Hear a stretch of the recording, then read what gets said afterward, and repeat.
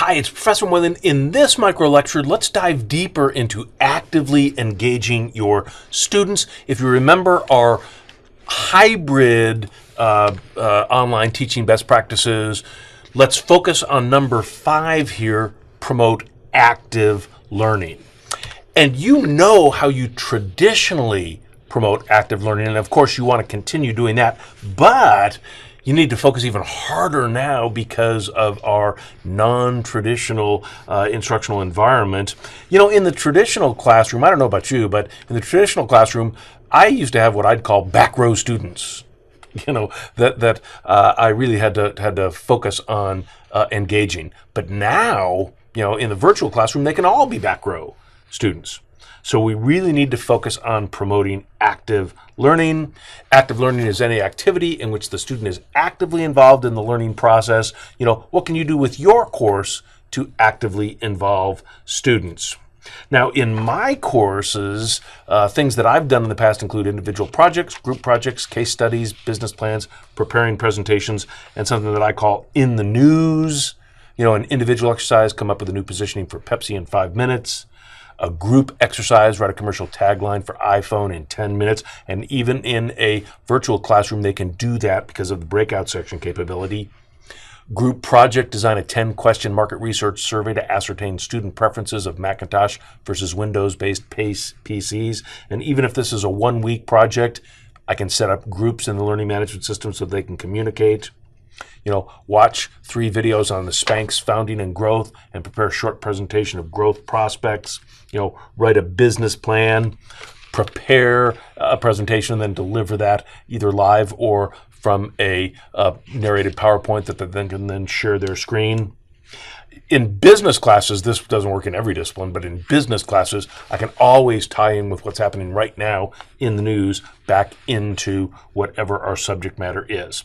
So again, you will determine your specific active learning options, but you should know about some generic active learning options: polling students, iClicker, Kahoot, and Menti. And let's take those one at a time.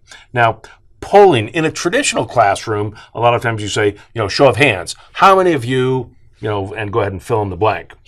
You know, you can still do that in a virtual classroom, but let's just be careful of the nomenclature, because in Zoom, students can raise their hand, but I don't want to do that when I'm polling. I really want to do a yes or no. So in Zoom, what I'll just do is ask a question and ask the students to either click on yes or click on no. There's the raise your hand in Zoom as opposed to the yes or no. Now, if I want to do polling in Zoom, I need to set that up in advance. Or if I don't set it up in advance, I'm literally typing my question in the classroom. WebEx has the same capability to create polls, but again, you want to create that in advance. Okay, iClicker. iClicker is great for remote learning, and if you're using iClicker now, you know, you can continue to do that. But if you're not, there might be some other options for you. I think a great option to actively engage students is Kahoot. You know, if you're not familiar with Kahoot, I know most of you probably are, but go to kahoot.com. It's free for the basic version. You can create these live Jeopardy-like contests. You might be put off a little bit when you first go to Kahoot and you see their opening screen. You might think that this is maybe geared towards younger students.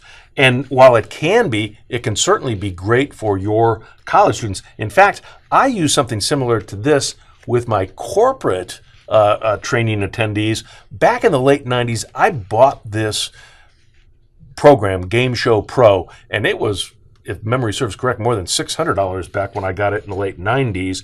You know, now it's $319, but there's no need for that because Kahoot, you know, is free for the basic version. And I have used Kahoot for years, and I'm still using the basic, you know, free version. I haven't even felt the need to upgrade to the pro version at $3 a month.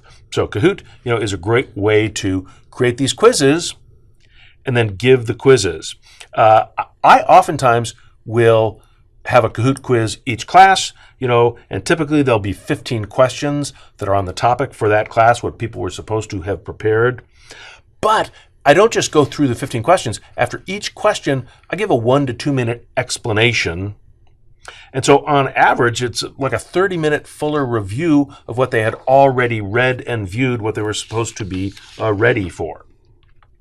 Another option is Menti or Mentimeter.com. Now, this is a free app that allows students to answer questions anonymously. So if you're interested in that, go to Mentimeter.com, and sign up for that. And then when you want to take those polls in your class, you're going to have a code number that you give to the students. They go to menti.com, they enter that in that code, and then you can get to your questions. So as it relates to your active learning in your classes, obviously you're going to come up with your specific strategies, but keep in mind those generic options that are available to you.